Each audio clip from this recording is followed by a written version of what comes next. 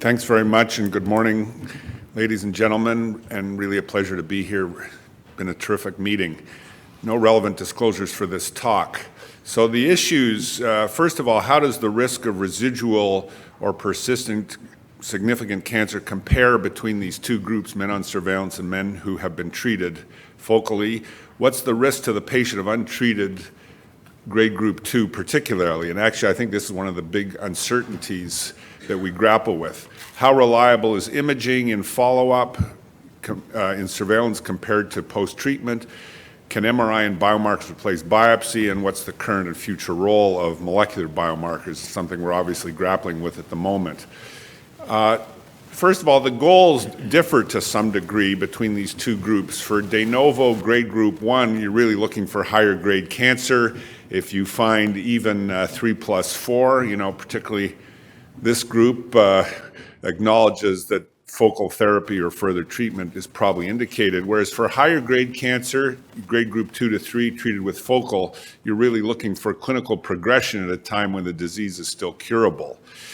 The interesting thing is, just more or less coincidentally, the risk of progression to higher grade cancer in the surveillance population is around 40%. It varies between series, and it's around the same risk of failure with focal therapy if you look at a number of series, including ours. So the point is the risk in both groups is roughly similar. This is an overview that was done by one of my colleagues in Toronto, comparing 9 different surveillance cohorts. They each had different eligibility criteria, different triggers for intervention. The two extremes were ours, liberal, and Hopkins, conservative. But the intervention rate you see is remarkably similar, somewhere around 25 to 30% at 5 years. So that's kind of the surveillance story. This, of course, is pre-MRI. This is therefore a little bit anachronistic, but still that's the data. And if you compare that to, this is one recent study just published of the intervention rate after focal, the curves look remarkably similar, with around 40% of patients requiring some further treatment by 5 years. So the kind of risk profile looks similar. And this is just a summary of 5 different technologies. The percent who have a positive biopsy after intervention varies between about 10 and 40%. So I'm just making the case that these two groups both have substantial risk. Somewhere around 1 in 3 are going to require something further at some point. Now, what about continuing to manage the 3+4s conservatively? We did this for a long time. We had about 250 patients intermediate risk on surveillance. This was a learning experience, and it was not good. And you can see in the 3+4s, our actuarial metastasis-free survival at 15 years was only 70%, so 30% actuarially. So it wasn't actually 30, it was calculated to be 30 if the entire cohort had been followed for 15 years. And maybe an overestimate, but still, it was a negative experience for us. And of course, we're in a different era now with biomarkers and MRI, but this just shows the recursive partitioning analysis, breaking it down into little groups. So the left is the Gleason 3+3, and they're all like 95, 97% metastasis-free. But even the most favorable group there on the bottom, which is small volume 3+4, PSA less than 10, a 30% metastasis rate at 15 years. And this has been supported by others. This is the group from Sweden, a similar sort of experience. The hazard ratio for failure for intermediate risk 5 times greater. So the Gleason 7 is real disease. But there's some other experiences that don't support this. This is, Sigrid just published this, intermediate risk cancer managed with surveillance. 2 patients had nodal mets, no prostate cancer deaths to date, with about 9-year follow-up. So that's a more favorable, it's a more recent experience. And then, to me, this is really powerful data.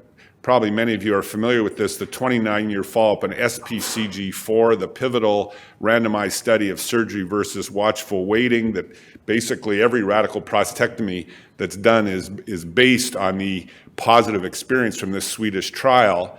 and look at the hazard ratio for mortality for 4+3 and higher, it's huge, like hazard ratio of 5 to 10. But for 3+4, surgery had no impact on mortality compared to basically no treatment. So this suggests, a lot of these 3+4s are not going to benefit from therapy. And of course, it's picking them. Now, one point I think is really critical here, and this I found in the discussion yesterday, there was some sort of fudging about this. The main problem is misattribution. So you diagnose Gleason 6, the patient's got higher grade cancer elsewhere.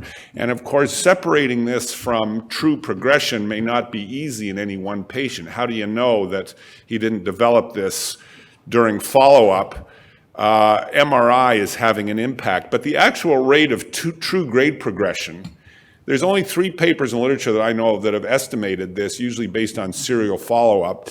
The best one is from Ruth Etzione's group, published in the well-known Statistical Medicine Journal, 1.5% approximately. And that's consistent with the other 2. One is from us and one is from Hopkins. So grade progression or grade D differentiation, Gleason 3 going to 4 or higher, it occurs usually in a field of pattern 3, large volume, but it's not common in the short term. And so all our efforts to find this over time got to recognize it's a fairly rare event.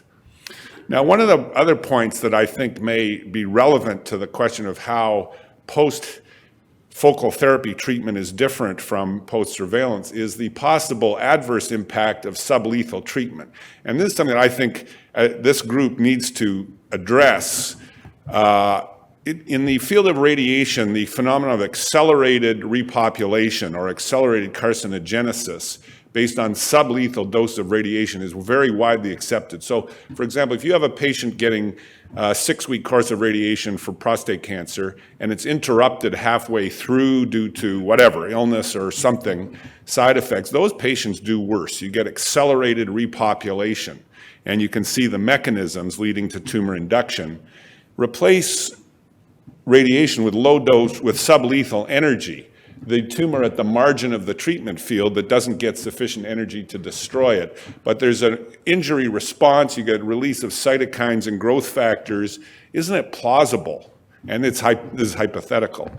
Hasn't really been studied much that I'm aware of, but isn't it plausible you can get aggravation of the phenotype and a low-grade cancer is induced to become a more aggressive cancer by this injury response? So it's at least theoretically possible that inadequate treatment, which we risk administering, not only results in persistent disease, but more aggressive disease. What about imaging? So there's also a controversy about this, and this is the data from our recent ASSIST study in the active surveillance population, which was a randomized multi-center trial, 3 centers of excellence, we thought, systematic biopsy versus MRI plus systematic biopsy at the 1-year confirmatory.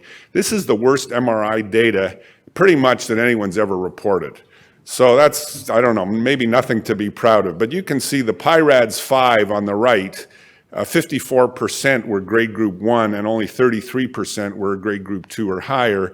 There is the precision data from UCL, 83% grade group 2 or higher for PIRADS 5 versus 33%. So, there's a problem, obviously related to experience and so on, but not everyone gets the greatest results. And this is just reported from Sloan Kettering. Chestnut and Edai was the senior author of the performance of MRI in men on surveillance over time. And the remarkable thing, MRI progression did not correlate with upgrading. And you can see 19% of the patients whose MRI improved had significant cancer on systematic biopsy, 31% where it was stable. So it certainly seems that MRI is not sufficient to exclude the possibility of progression. I'm just, in the interest of time, going to go a little more quickly here. Again, as has been alluded to previously, this is a meta-analysis on the performance of MRI, and you can see that on the right bar is systematic, the middle bar is targeted, the right-sided bar for each study is total. There's about a 15 to 20% incremental benefit of systematic over targeted biopsies alone. And this is another recent paper from UCLA showing the miss rate, very significant. MRI missed a third of clinically significant lesions in an intermediate risk group. Next question, how important is follow-up in these patients? Like really, what are we focusing our efforts for? There's very little in the whole oncology literature supporting a specific follow-up protocol as having a mortality benefit, but we looked in our surveillance population. What difference did it make if the patients particularly had their confirmatory biopsy and conformed to protocol? And to our surprise, it actually translated into mortality benefit.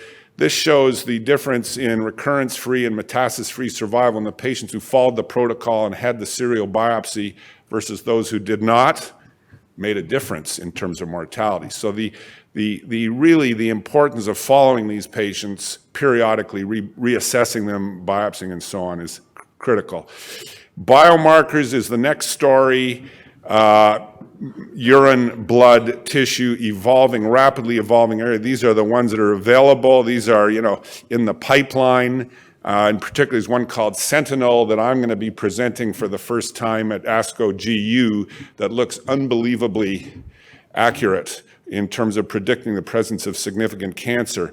So I think this is from the hematoproliferative literature, but it's a very nice overview of the fundamental concept of using dynamic individualized risk index based on serial biomarkers over time. And it's very obvious to me that that is where the field is heading. We are going to move away from biopsies towards these very accurate liquid biomarkers that provide real-time probability of whether there's a change in the patient. I think whether it's surveillance or focal therapy, those biomarkers are going to provide the treatment strategy. And this is where AI comes in, because ultimately you've got genomics, you've got the patient's family history, diet, fitness history, these biomarker tests, imaging. AI is going to put that all together in a way that the human brain is not very good at. And there's a lot of work going on in this area already in the surveillance population and I think it applies equally well to focal therapy. So if you compare sort of current management protocols between surveillance and focal therapy, they actually look quite similar. Image-based confirmatory biopsy. I think it's really mandatory at this point that patients having focal therapy have a confirmatory biopsy for follow-up. Periodic MRI, systematic biopsy infrequently, and intervention indication is slightly different. Obviously, you're talking about grade group 1 versus 2 to 3. So take-home message, long-term follow-up required. We showed that not following patients properly will result in increase in mortality. Imaging not yet sufficiently reliable to exclude progression, although it's obviously a huge advance. Post-treatment biopsy is important, and we're moving to an area, I think, away from biopsies. I think we all believe that it would be a better world if these men could be managed in a less invasive way. Thank you very much.